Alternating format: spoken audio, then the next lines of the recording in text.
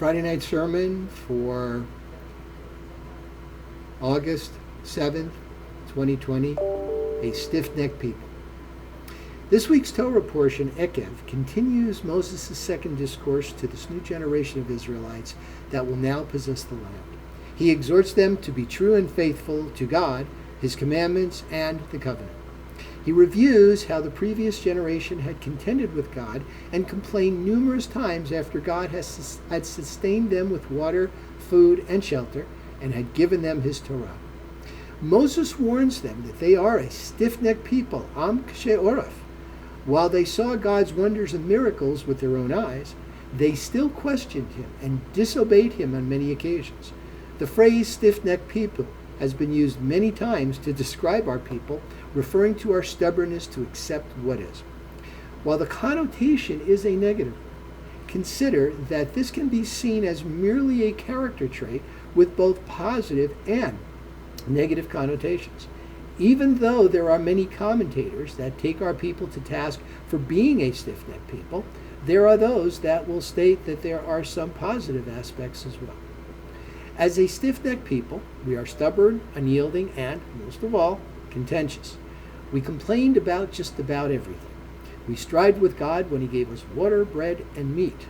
We complained after He sheltered us by day with the cloud and night with the fire. Even after God performed the miracle of splitting the Sea of Reeds so we could pass through in safety while destroying the Egyptians, that didn't seem to be enough. It is no wonder that God almost destroyed us. On the other hand, however, after over 3,000 years, here we still are. Same people, same Torah. We Jews have literally stood the test of time and adversity. We have been persecuted by the Crusades and pogroms. We were almost destroyed various times by the various inquisitions and by the Shoah. Throughout it all, we have not only remained true to our covenant with God and His teaching, we have been kicked out of almost every country in Europe at one time or another, moving successively to whichever country welcomed us.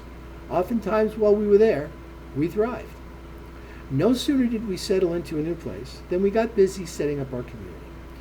We started to make livings for ourselves, and we set up schools for our children. We built synagogues and made sure we studied and kept Torah. We kept our laws and our traditions. Most of the time, we were fairly successful.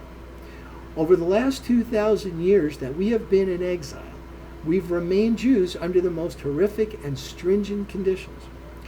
Here then is a positive good aspect of being stiff-necked. Our stubbornness helped us keep the faith throughout all those difficult times. One of the traits that has been cited about our people is how we can rise so high, and fall so far. It has been suggested that we were given Torah to be a light among other nations, an example of what morality people can achieve. Torah is there to help us ascend the spiritual heights. This was Moses' message in Ekev, and we would do well to take it to heart. Moses may have been speaking only of the negative aspects of being stiff-necked as he was warning this new generation, but one wonders what goodness he saw in our people when we did not even see it in ourselves. After all, he pleaded our cause to God when He wanted to destroy us. Moses knew what we could achieve.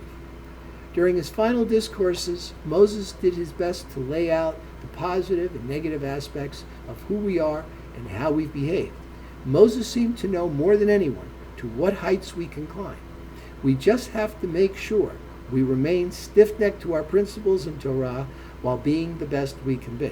After all, we don't want to make Moses look bad in front of God, right?